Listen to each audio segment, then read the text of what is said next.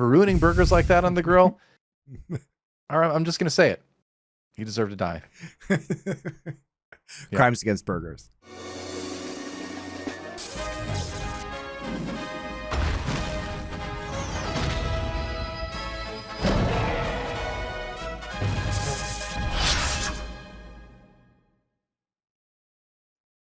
Welcome back to Nerd Legion here on Elephant Culture. Please subscribe to this channel, obviously. If you haven't done it already, you've been enjoying that content. If you've been watching Nerd Legion...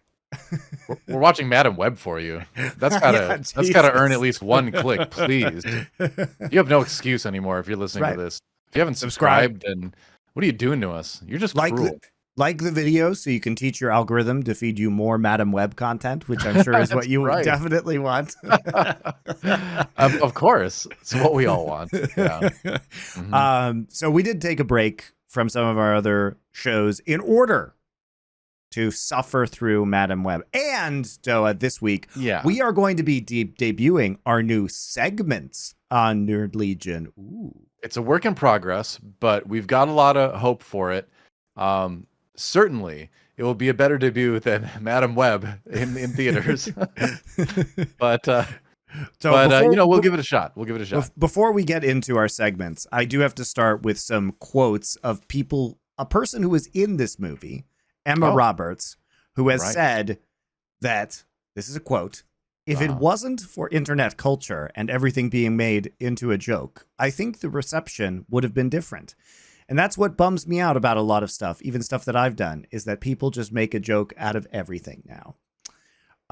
Let me put it this way. This movie is really bad, and it's not the internet's fault that you made an extremely, extremely garbage movie. Yeah, and the thing is the actors only have so much culpability for things like this too, because to a certain extent they're reading the lines that they are given. To a certain extent they are being directed in the way that fulfills the director's vision. So it's always it's a little bit, and I'm not an actor obviously, but it is a little bit bizarre to me that sometimes actors will come out and defend products like this that are obviously bad when they themselves don't necessarily have that much responsibility to do it, you know? And she's a side character in that movie. She's not a main character. She plays Mary Parker, who is basically the sister of Ben Parker, the future mother of Peter Parker, who you may know as Spider-Man in other Spider-Man things, but not this thing. So she's in the movie a fair amount, but I wouldn't call her a main character too. So that surprises me, but it's just like, it's the same old thing, right? Where it's like, oh, my product is bad. I'm going to blame the internet. I'm going to blame, this group or that group. And we're just going to leave it at that. And we're going to ignore the actual quality of the product. And it sucks to be part of a product that fails, but if you are in this industry, I would imagine that, for most actors, most of their products don't work out, right? I mean, that's just kind of the nature of entertainment, If you can get one or two big hits in your lifetime, that's a successful acting career, right? So, I don't know, and I feel like I do have a little bit of leeway to speak about this kind of thing, because being in esports, we've been part of products that we put a lot of ourselves into that ended up failing. Like the main one is Overwatch League, right? Sure, you and I were there a year before it even began, like really working behind the scenes, trying to make it great. And ultimately things that were outside of our control, ended up tanking it, right? And that did hurt, because I think we both really loved that product. We both really, put a lot of ourselves into it. And so, yeah, that sucks. But like, I wouldn't be like, oh man, if only the fans, had, realized just how great, things were, even though we've got the GOATS meta and they're cutting all of the side content that supports player building, and, the game isn't doing that great, and there's a pandemic and all that. It's like, just if only the fans had supported us more, we would have done better. Oh, it was really a good movie if you objectively think about it. Here, is this a good comparison? Is it like, oh, if only those people that hated video games so much didn't start hating on the Overwatch League, it would have done okay. I feel like that's kind of like actually a comparison to be like, oh, if only, this group of people that, wouldn't be super interested in our film anyway, didn't hate on our film. I don't know. It's messed up. It's extreme cope. Yeah, as the kids would say. It is.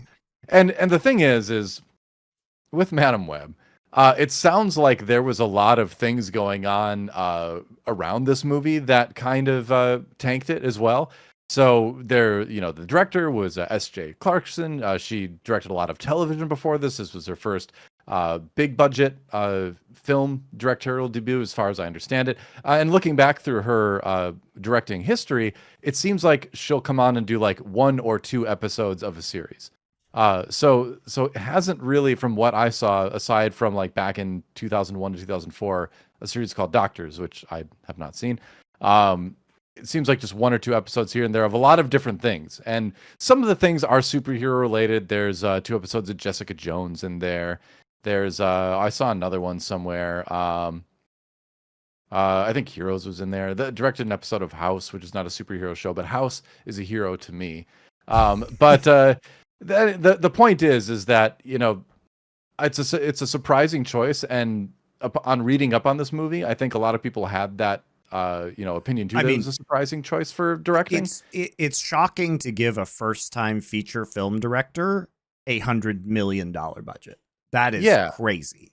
And it's not like you can't do that. Obviously, there's been plenty of stories of that working out very well in the past, but it is a little bit surprising, of course. I mean, DoA, Paul Thomas Anderson, famous director, has literally, until the movie he's directing right now, never had $100 million budget.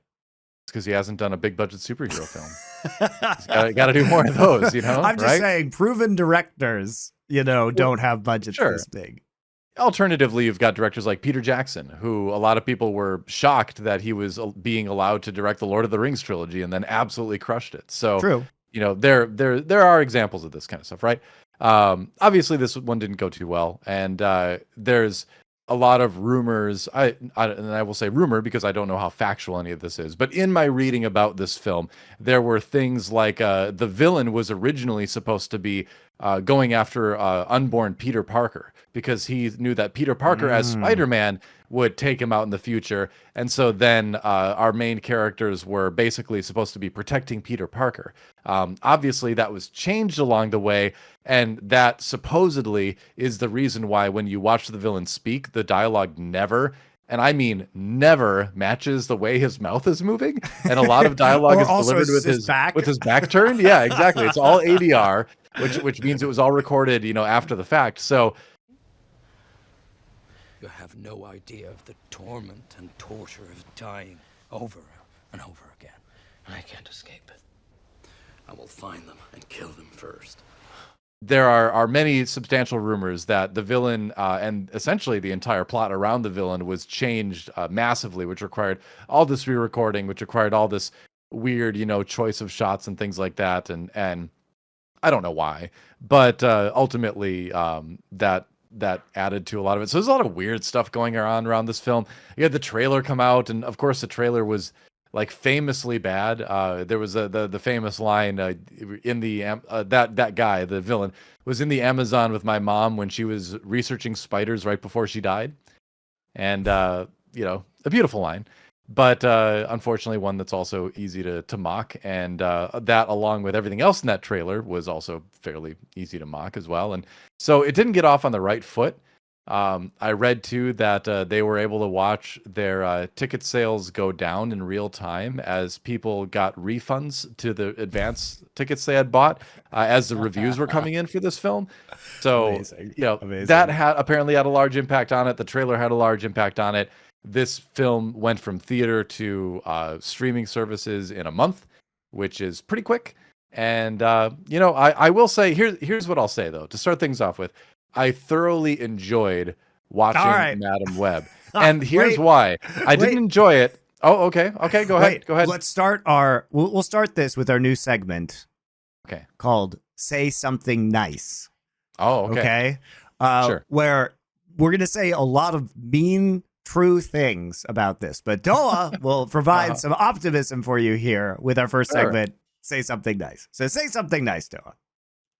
All right. I enjoyed watching Madam Web in the same way I enjoy watching films like Birdemic, Shock and Terror, or The Room. or anything else that's been on Mystery Science Theater 3000 or Riff Tracks these days, where it's a film that, to use the cliched term, is so bad that it's good. Because Madam Web certainly does cross that threshold of going from a movie where it's like there's just a lot of stuff that's bad about it and you're just not having fun watching it, to it breaks through the clouds and enters the sunny sky of just being hilariously stupid, and you just can sit back and enjoy it and laugh at all the lines. And there are so many lines to laugh at in this film, and I did laugh a lot. So it was great right from the very beginning, where they had the villain open an umbrella behind the main character's mother in the Amazon, and they did like a scary villain sting when he opened the umbrella. And I'm like, did that really warrant a scary music sting?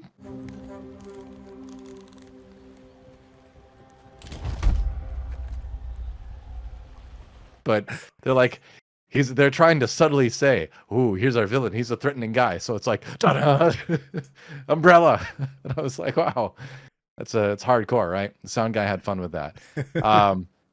But yeah, I don't know. So I just had a lot of fun watching it. There's so many just ridiculous things from Adam Scott, is that his name? Adam Scott's character, the guy who plays Ben. Yeah. Yep. Adam Scott. Yeah. From Parks and Rec, hanging on to one thing in the ambulance while they're driving around and doing chest compressions with one hand to the other. Like, you can't do that. How you doing back there? Last time I was in a vehicle driven like this, I was being shot at. I wouldn't want you to be homesick for the Army. Never thought I'd be this happy to be back in Queens. What, you've never been shot at in Queens? I don't think my cousin's an EMT. I meant to ask him if he's ever done that, is given one-handed chest compressions while holding onto something else in the speeding ambulance. But other stuff like when the girls, the teenage girls light a campfire in the forest to just be cozy and stay warm, and then our main character comes in, Cassandra Web comes and picks them up, and they just leave the fire burning, which is kind of an enormous environmental hazard, which Cassandra Web, as a emergency response technician, should be aware of the dangers that untended fires can pose, you would think. So, especially, well, she's very aware, because earlier in the movie, she's talking about how dangerous a fireworks factory is, that is, going to explode. More on that later. So she's well aware of the dangers fire can pose, and yet she's willing to just let this blaze burn in the forest, in the middle of the forest. So there's a lot of stuff like that, where it's like things happen, you're like, what in the world? Why? No human being would do this. Or at least no competent. So you're getting into the bad stuff. But I agree with you, DoA. Sure. But it was enjoyable for me. The nice thing to say is that this actually is, I agree with you, DoA, so bad that it's actually good. It is, I thought it would be miserable, and my wife watched it with me, and she was just shouting at the movie about how bad it was. But we did have a good time. We did have a good time. And it's also just outrageous in a lot of the things that it does. Like, we'll get into all the dialogue, but perhaps it is just so nakedly commercial, which gets into our next segment that we are calling Product Misplacement. Now, we've discussed a lot of product placement in films and TV shows in the past, like McDonald's and Loki was a pretty big one. Shout out to Last Free Nation sponsor McDonald's on Power Spike, by the way. Keep it up with product placement with us here, please. But in this film, Pepsi is so outrageous in terms of its product misplacement. And you think that they can't possibly feature Pepsi anymore. And in fact, Noah, what's weird about this movie is that it feels like they are actually insulting Pepsi virtually every time that they bring it on screen. Yeah, so that was odd, wasn't it? One of the most obvious ones is when Miss Cassandra Webb goes to the barbecue and she asks for a beer and then is disappointed when she is handed a Pepsi after she is told, hey, maybe you shouldn't be drinking after nearly drowning in that river that you fell into and you had a serious medical episode, which is, very reasonable concern. That's you like would the have. Only good medical advice that's given in the movie, honestly. Here you go. Oh, thanks. You don't think that maybe in light of recent events I could use a beer? Well, as you know, the protocol is no booze within 24 hours of your death. Is that protocol? Yeah, it's protocol. So there's an extended scene with a conversation about Pepsi not being a beer. And then, of course, at the end, Doa, what kills Ezekiel Sims, the villain, on top of the industrial fire? I'm not making this up. On top of the industrial fireworks warehouse that is exploding in a million fireworks, there is a Pepsi sign which crushes the main villain. So he is actually killed by a falling Pepsi sign. So I'm not sure specifically. The P specifically. It was the P. The letter P killed him.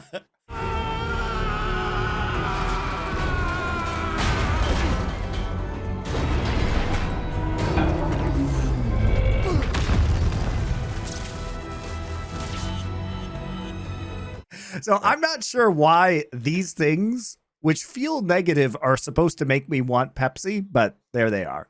I'll tell you why. Because this movie was secretly sponsored by Coke.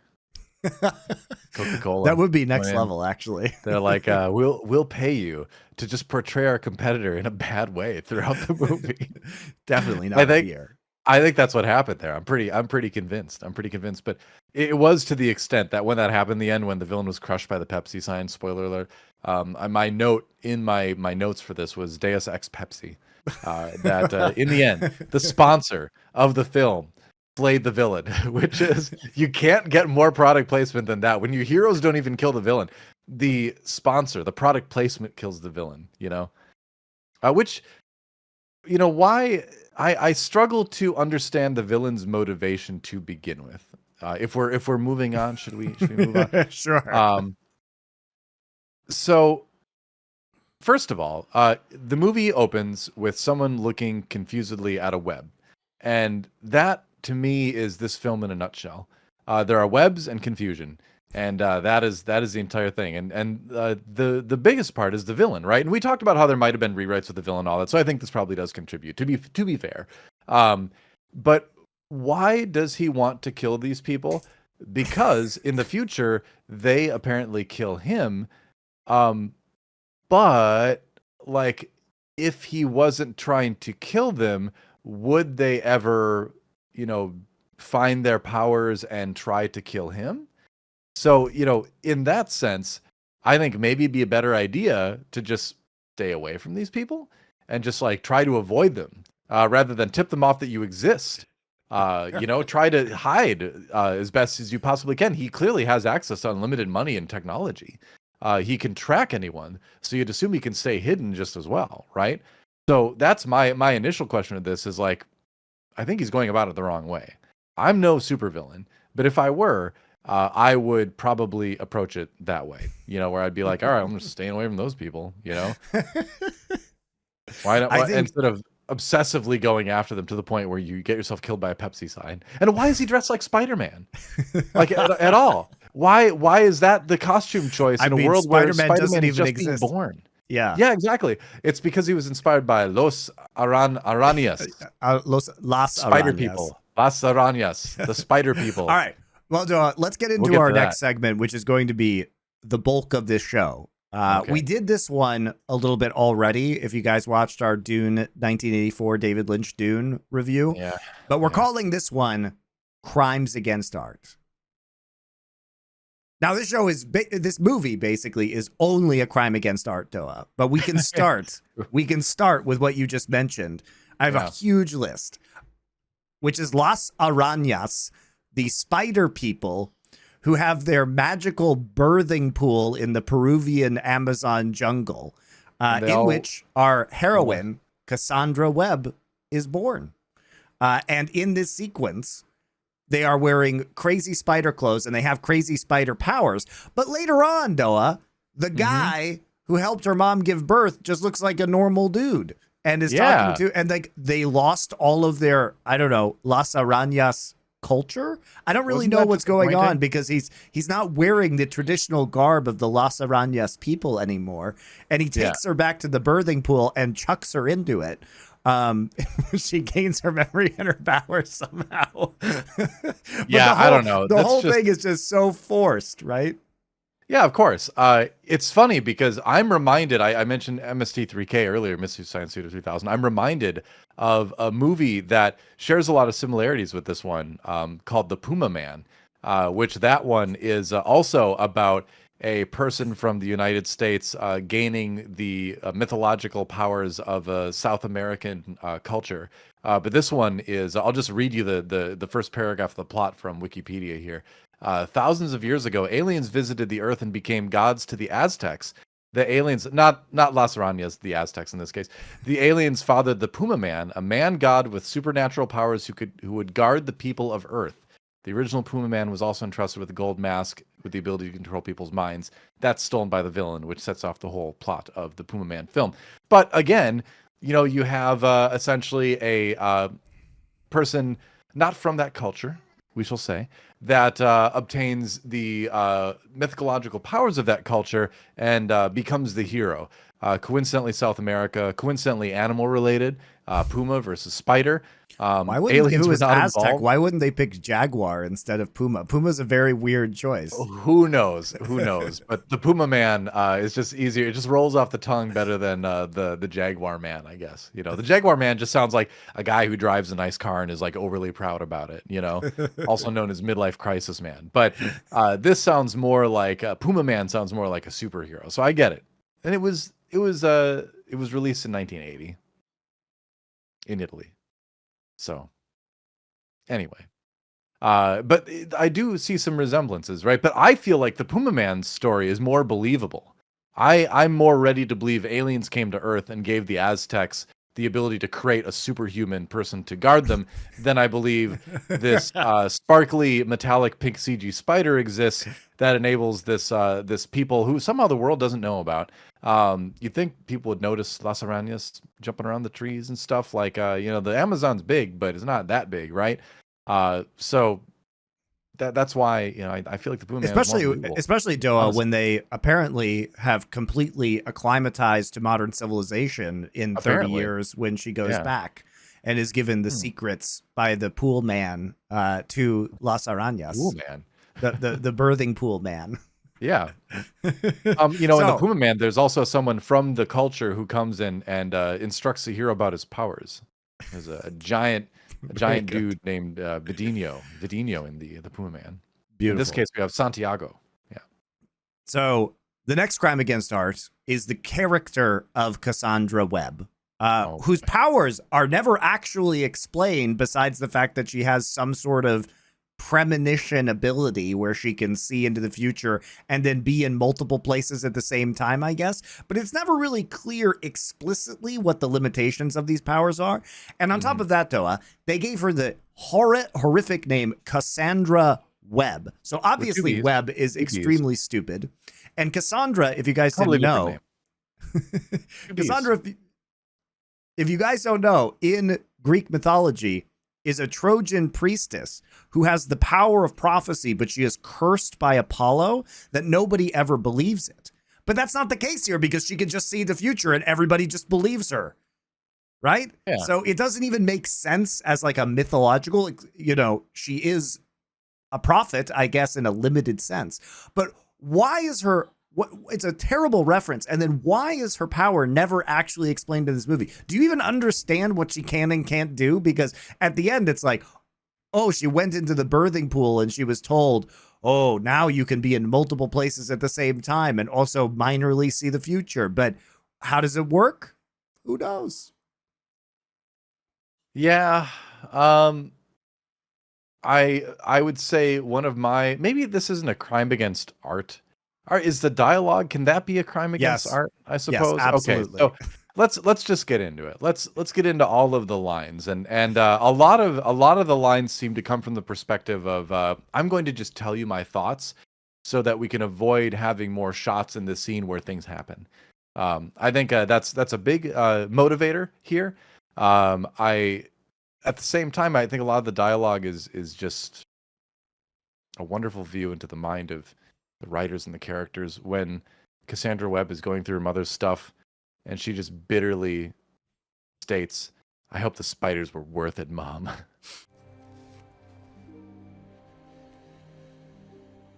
Help the spiders were worth it, Mom. And it's like you're about, she has no respect for her mom's research in the Amazon, which later she finds out that she has no right to be mad, that her mom was there to try to save her, apparently. That is the fakest drama ever, because we could have just started the movie instead of the viewer being like judging her. Why are you in the Amazon jungle looking for spiders when you're so pregnant? You must be a terrible mother. Are you okay? No. She's trying her best to keep me from working. But I'm not going to let her do that.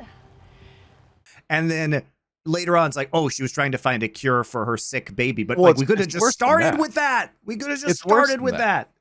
So so it's worse than that, because not only are we shown lots of reasons to dislike this person for putting her unborn child at risk and herself at risk, we're also kind of led to believe that our main character is just kind of a jerk too, because she doesn't have any appreciation for her mom's passion and all that, and for her mom's research and everything. She comes off as very like selfish, and that line is kind of a hilarious example of that. And then when we learn later on, oh, it was all just fine after all, you're kind of like, what? So now I've been misled the entire movie, and not in like a fun, mysterious way, but in just sort of a way that like had me mischaracterize the main character the entire time, and made the main character much less likable, frankly. The spider venom did have healing properties. I'm so sorry I spent so long being mad at you.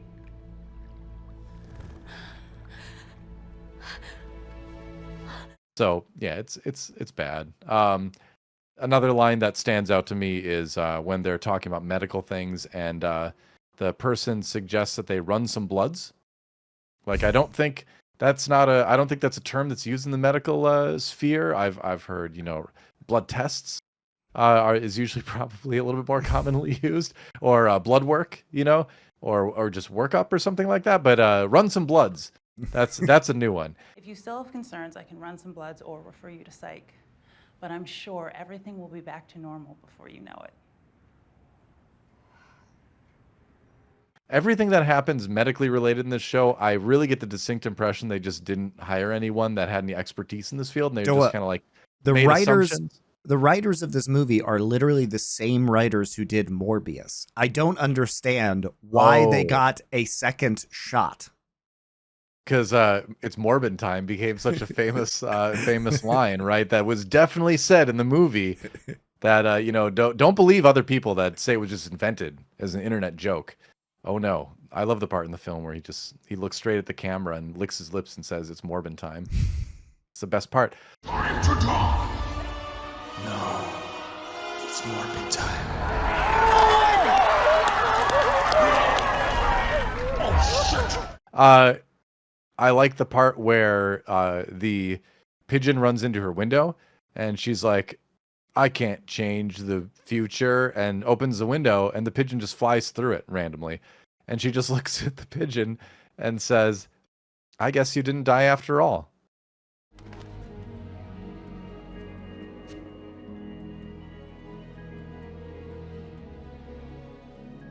Guess he didn't die after all.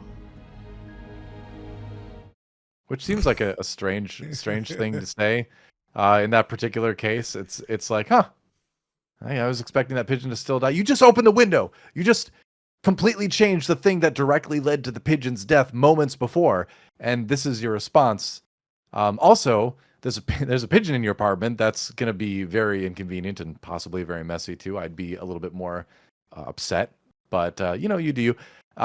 Another one of my favorite lines is when she's going through her mother's research again, and the line is literally, peptides, more peptides, spider people.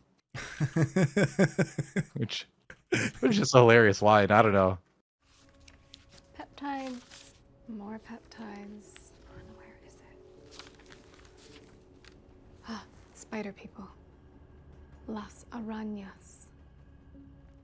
I don't think they're using the word peptides in the right sense either here.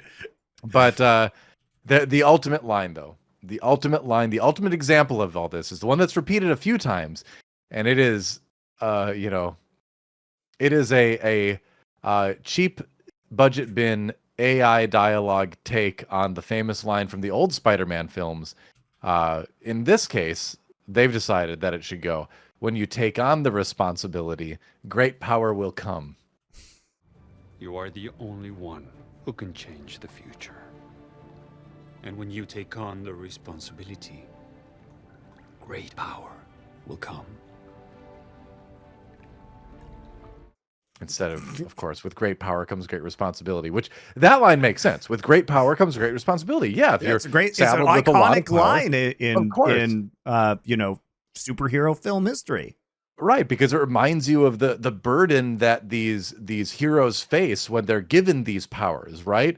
It's Is also that, from the comics, to be fair. Like this Sure. is And an it was a great original line then, Stan. too. It was an original Stan Lee line, right? That made a lot of sense, and it's inextricably tied up with Spider-Man and the character. So then when you take that and you rework it to try to, I don't know, subvert expectations, is that the term we use here? Or just be unique or try to be cute or something? But it just doesn't work. Let's digest this line a moment, Monty. When you take on the responsibility, great power will come. That, I don't know. What do you even make of that? That seems to me like the kind of thing where it's like you're the unworthy heir to a fortune, and you're just given a company or something, and you're like, well, because I'm pretty powerful now. I mean, it doesn't even make sense because you could claim responsibility over anything, and therefore you would receive great power. Like, just because you attempt to take responsibility doesn't mean the power comes to you, right? Yeah. It just means that you're responsible for it. You're just the same as you were previously. So there's not even any profound message. It's just a random subversion that has no bearing on anything at all. And like, it's not even based on an old concept. Like, the concept of with great power comes great responsibility isn't something that Spider-Man fucking invented, right? It comes from noblesse oblige and kind of very old, centuries, thousands of years old, of, humanity basically saying those who are in a position of authority have a duty to help those underneath them, right? It's how medieval nobility. Exactly. It's a basic tenet of how society works. Yeah, exactly. Well, it's supposed to work in an ideal sense. It's supposed to work, right? It's an idealistic sentiment, right? Sure. But it is still valid. It is ideally how people would approach that kind of thing. But nobody's ever said this before, and it's like they just pulled the old switcheroo and then didn't think about it. The old Madam Web switcheroo. It is. I mean, the dialogue is terrible, and that line in particular is just spitting in the face of everything that could be associated with this, of the Spider-Man films that have already happened, which are obviously much better. There is a soft spot that I have for the original Spider-Man movies that came out in the early 2000s. Like Spider-Man 1, Spider-Man 2 were good. The Sam Raimi ones were fun. Yeah, they were good. Mm-hmm.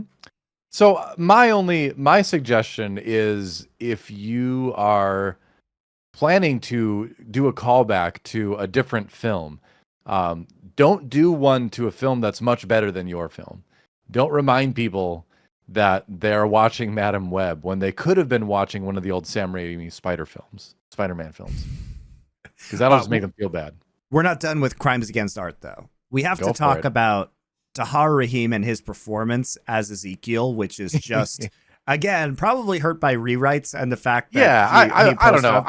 I can't go. I feel like I can't go too hard on him. The villain is just so bad, though. He's so boring. And also, apparently, nobody knows. Like, he literally is in a subway beating up a bunch of police officers, and then they think that Cassandra Web took the teenage girls for no reason, as if there wouldn't be CCTV footage of like all of those police officers getting rocked by the fake Spider-Man. But remember, this is the year 2003, but it's kind of the 90s too, because things look older than 2003. Maybe that's another crime here, is I wasn't sure what decade we were in for like the first 45 minutes or so. This film was supposed to be set in the 90s and they changed it later, DoA. Okay, yeah, because clearly, I mean, all the cars are very 90s cars. There's like not really 2000s cars in this. Nobody has cell phones that I can recall. They have very garbage basic cell phones. Yeah. Oh, okay. Very basic flip phone, sure. Which did exist in 2003. I had my little Sanyo flip phone back then. But yeah, I wasn't sure. And the music was all very 90s too. There wasn't a lot of early 2000s music that I can recall. So not being able to not being able to really convey what decade your movie takes place in is probably a problem. Unless you're trying to do something timeless, like Star Wars, which just is a long time ago in a galaxy far, far away. So who cares? But they did change the decade of this movie after they shot it.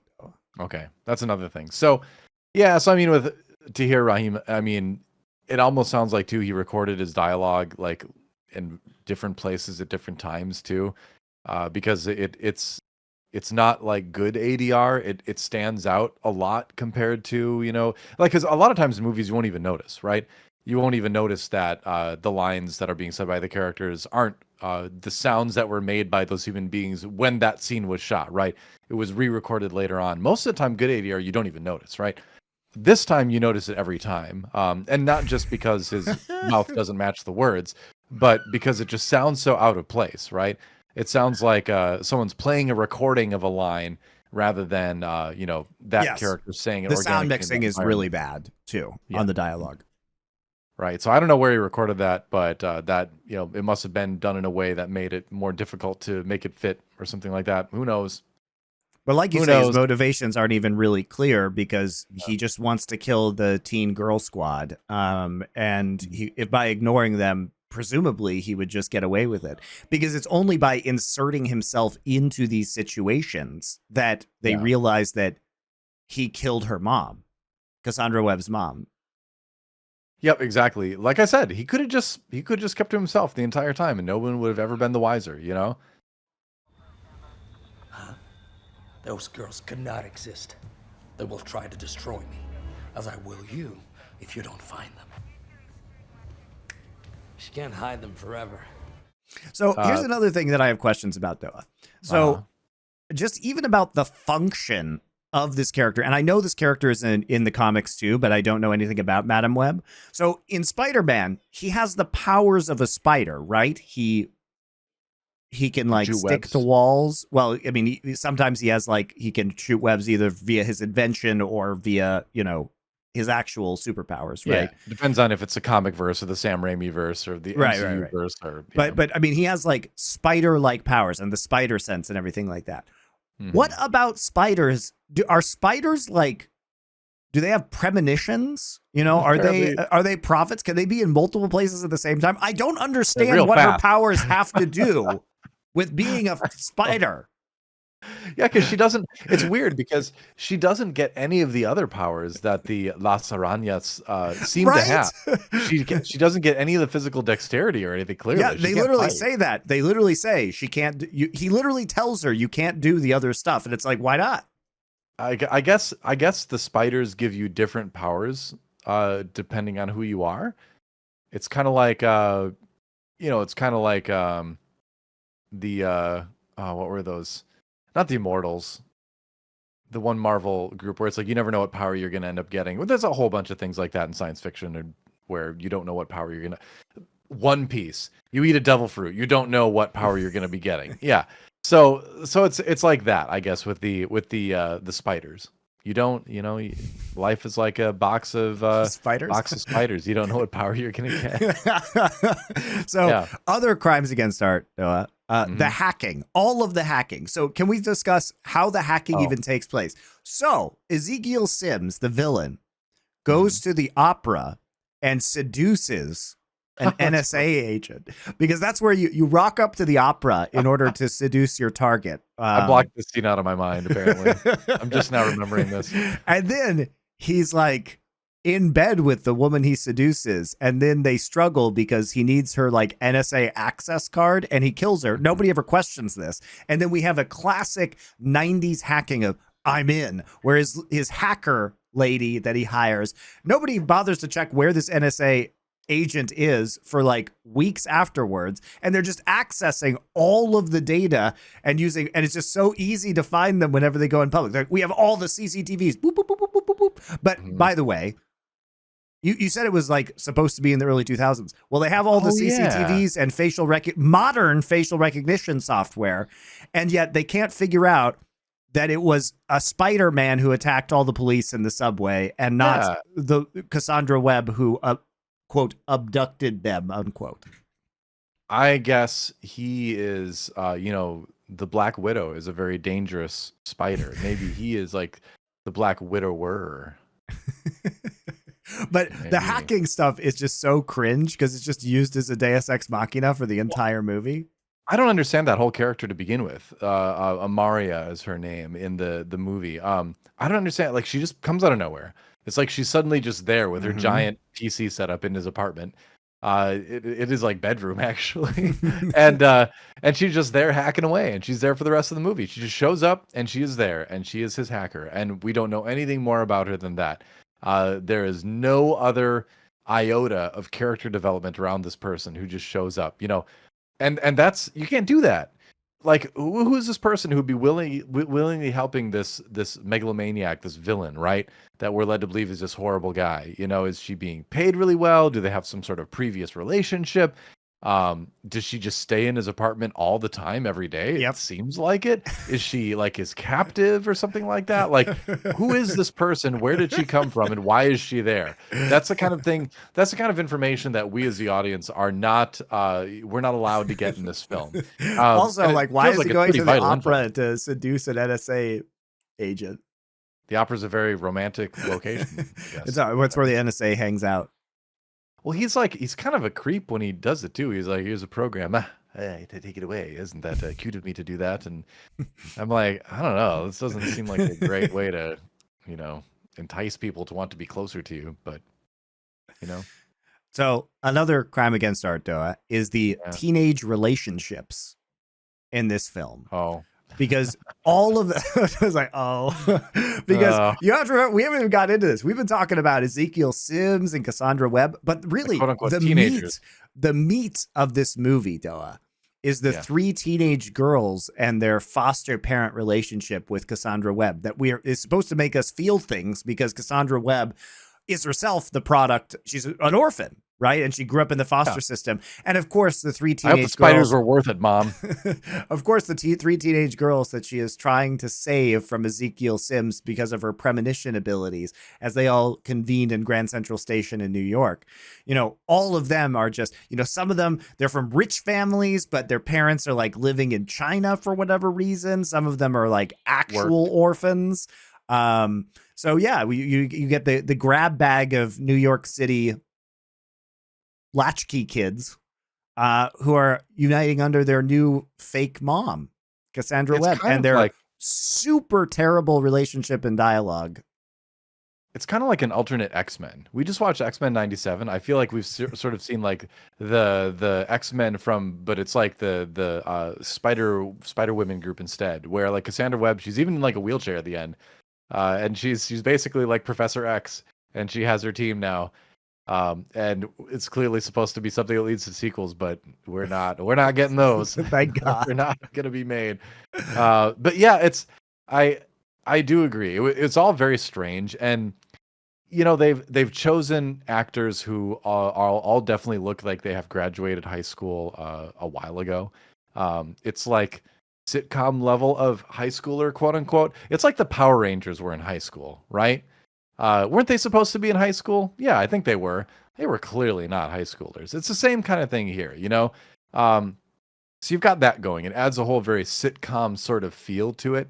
And then you have like the whole thing where Sydney Sweeney's character is supposed to be like the shy, nerdy one, but she's like hot, but she doesn't know it. And it's like, are we going towards like a subplot where like the jock asks her out on like a dare from his other jock friends? Cause they're like, oh, go take the nerdy girl to prom. Right. But then at the end, when she puts on her prom dress and takes off the glasses, he realizes she's super beautiful after all. But then she rejects him, of course, because she finds out that he only asks her out on a dare from that is the plot of like at least 3 or 4 different shows and movies and things like.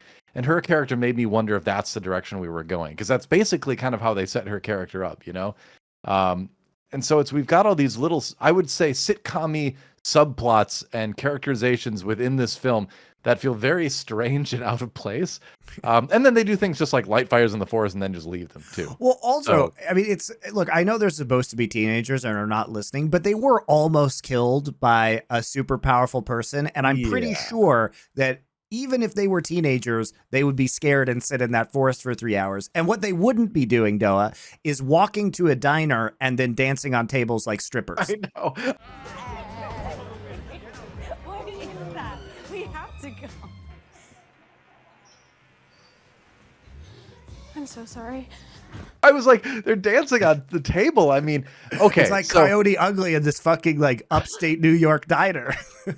Dude, like teenagers are, you know, they're young, they're naive, of course. They don't know the world as well as adults, but they are not that stupid. Like you said, if you just almost died to a person in a black spider costume who was throwing policemen into moving subway cars and all that, you just saw people die for the first time. Yeah, you're not going to be like shell-shocked for sure. I would like to go party now. Let's go flirt with boys. Like you're not going to do that. It is the Homestar Runner like Teen Girl Squad meme though. It is exactly with that. Every boy. Yeah. It kind of is. With every boy. But it's like, put that in there. And again, like I feel like most of the scenes in this film, or a couple of them at least, are set up so that Cassandra Web can hit the villain with a moving vehicle. There's multiple times in this film where she has to like go back in time, and her answer to figuring out how to defeat him is to just hit him with a car flying through the air. Like one time it's a truck that comes through the wall of a building and hits him midair. Another time she comes through the diner and hits him with a car. By the way, she's just using her powers to hit people with cars.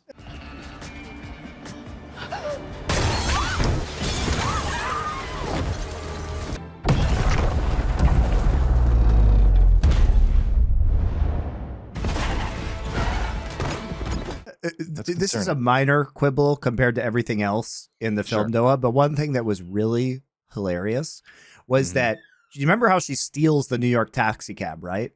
Yeah. Do you remember how she takes the plates off the car so she can't be identified? Oh, yeah. Real wise. Yeah. Mm-hmm. You're aware that New York taxi cabs, including the one she steals, on the top of the cab, on the top of the car, have an identification number that she doesn't remove. I'm not aware of that, but it doesn't surprise me. So you see that bump with like a sign on the top of the New York taxi? That taxi has sign, the cab's number on top of it, and it's there for the whole movie. Well, she'd never stolen a cab before. So also, like taking the plates off a taxi cab makes you look more conspicuous when you think about it. A cop sees that and they're like, why is that taxi driving through the forest with no plates? Yeah, it's like, well, it's also like out in the middle of the forest too, right? So why is this taxi with no plates driving around the forest? That seems suspicious.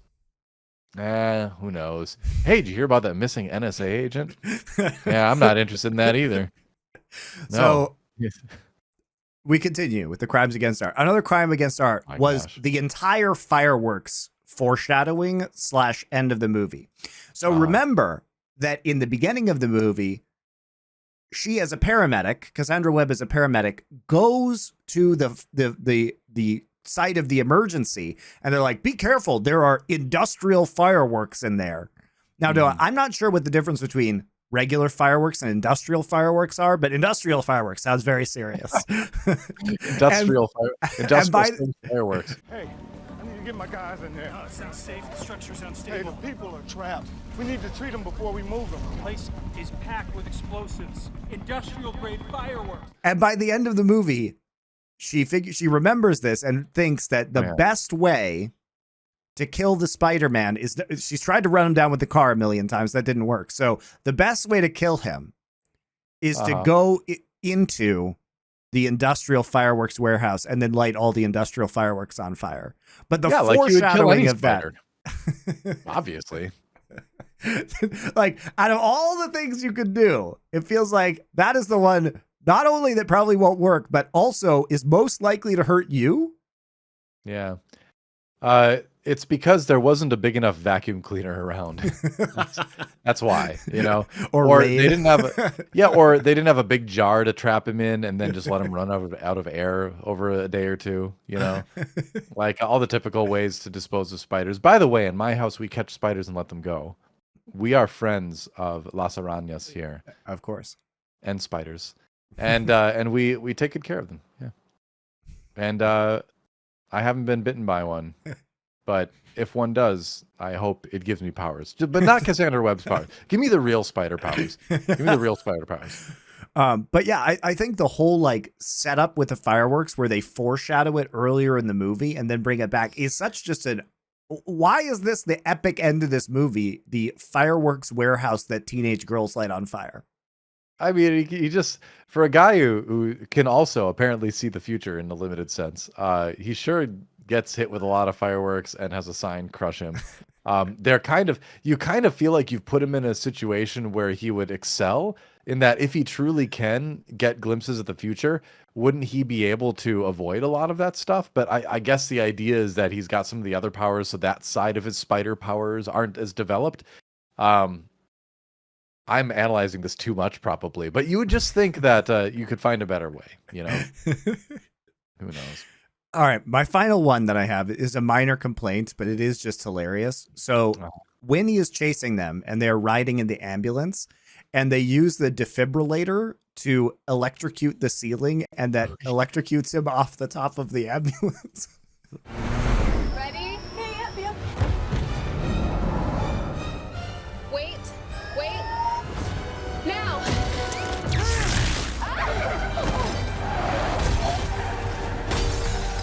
It's not. It's like, it's not how it works.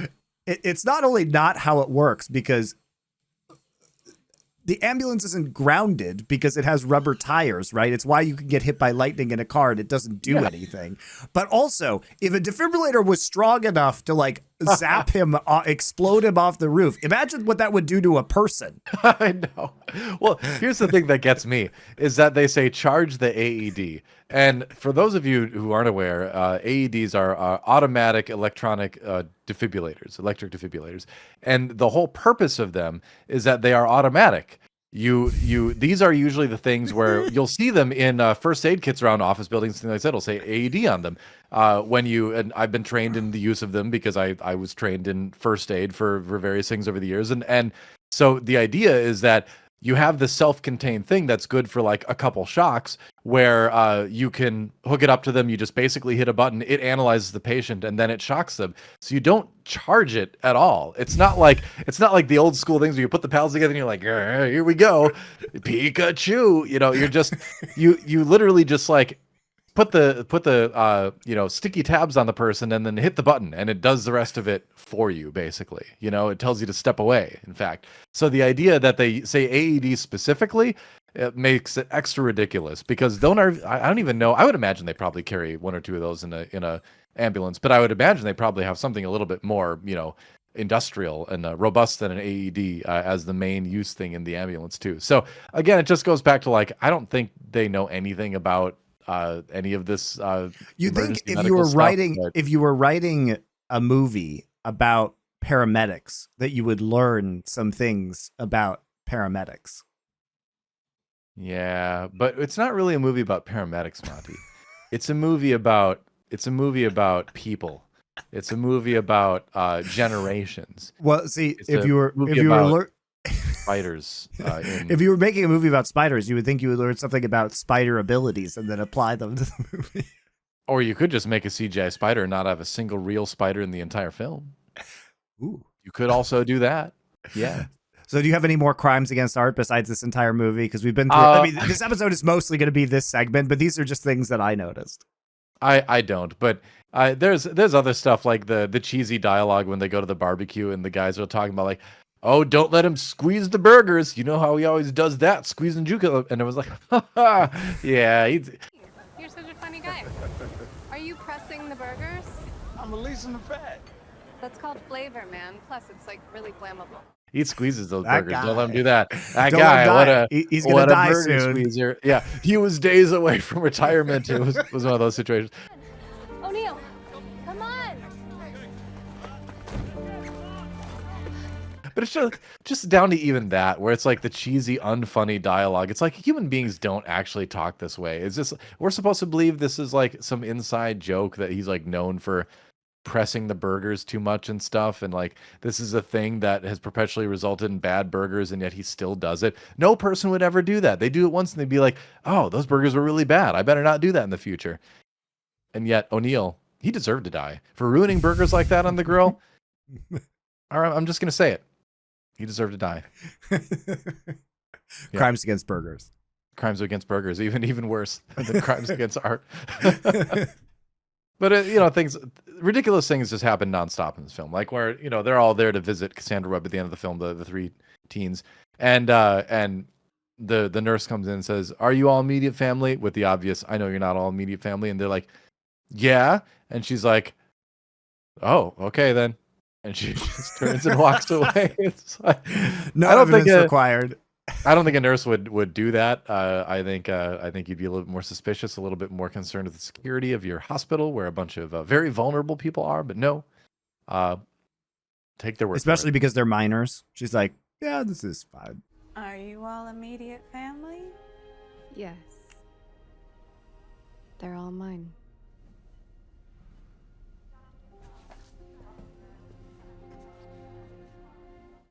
Yeah.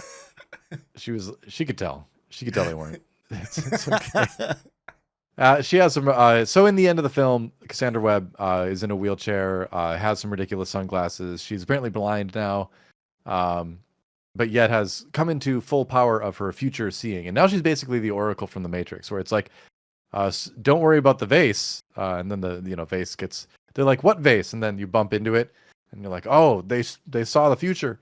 Wow. What powers." So if she's blind, why does she roll up to the window at the end of the movie? That's what I was wondering.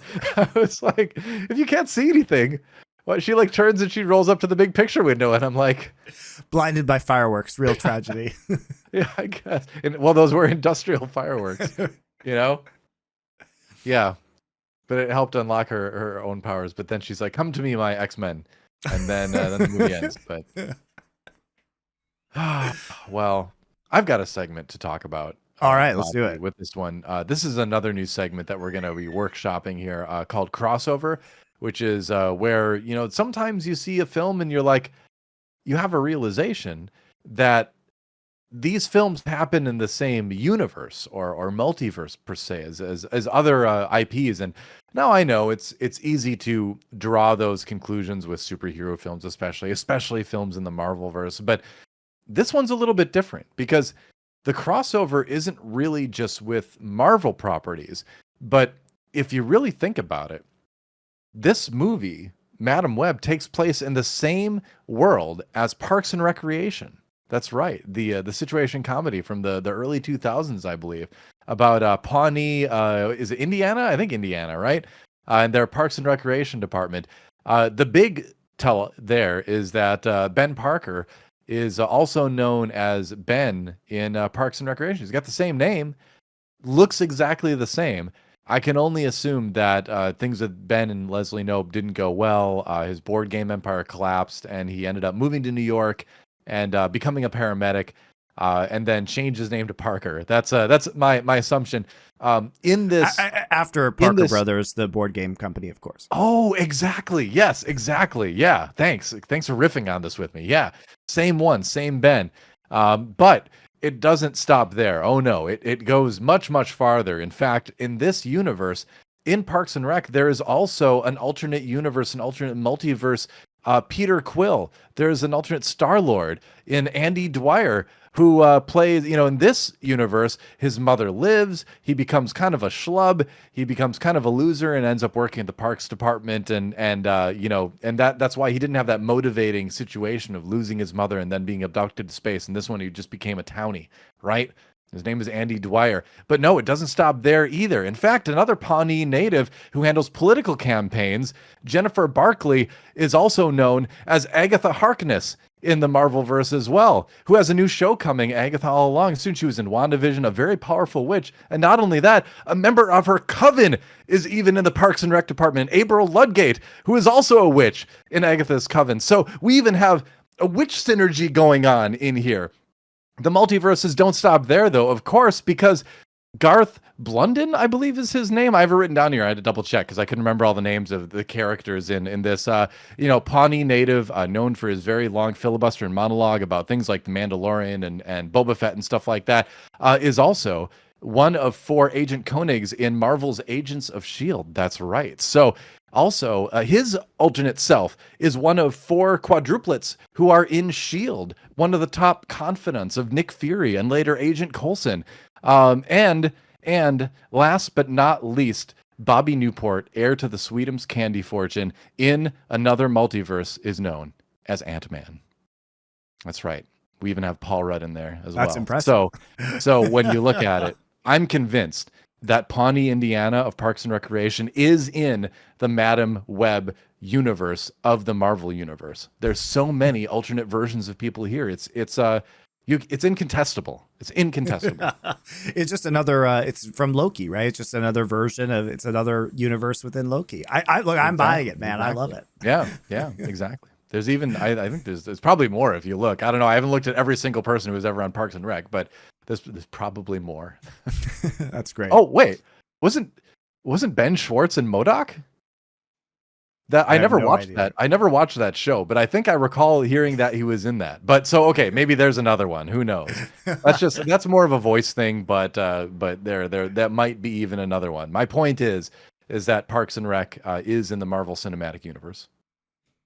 All right, guys. Well, that'll do it for Madam Web. You asked for it. I know you guys were very interested in this for whatever reason. Leave us comments below if you liked it and you like the segments that we've added to this show. You asked for this. DoA, next week, I think we are going to be coming back and discussing, I don't know, House of the Dragon, The Boys, Acolyte. Are we coming back to that? Acolyte is only 2 episodes from being done, so I feel like we might as well just let that one end. Okay. So we'll discuss it. We'll discuss it and figure it out because none of the shows are super close to ending, but we'll figure something out. Maybe watch the Puma Man. Maybe we'll do that. We'll let you know. We'll let you know. Right. Stay tuned. Thanks, guys. We'll see you next week.